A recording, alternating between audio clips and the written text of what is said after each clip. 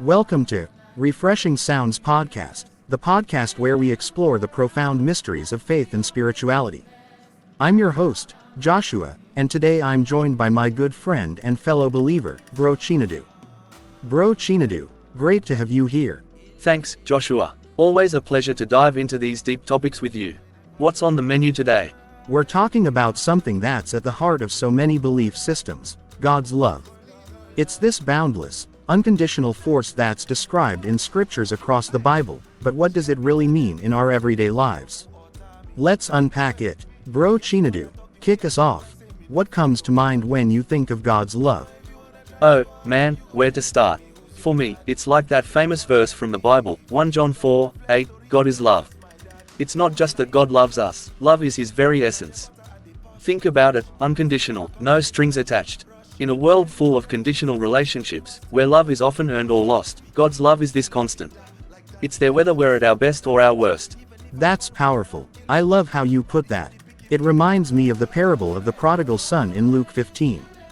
The son squanders everything, hits rock bottom, and comes back expecting judgment. But the father, representing God, runs to him with open arms, throws a feast. No lectures, just pure, forgiving love. Have you ever experienced something like that personally? Absolutely. A few years back, I went through a rough patch, lost my job, felt like a failure. I was angry at everything, including God. But in that low point, I felt this quiet pull, like an inner voice saying, "You're still worthy." It wasn't dramatic, no thunderbolts, but it shifted everything. Made me realize God's love isn't about perfection, it's about grace. What about you, Bro Joshua? Any stories? Yeah, mine's from a trip to a remote village. I volunteered at an orphanage, and these kids, despite having so little, radiated joy. One little girl told me, "God loves me, so I can love others." It hit me. God's love isn't just received, it's meant to flow through us.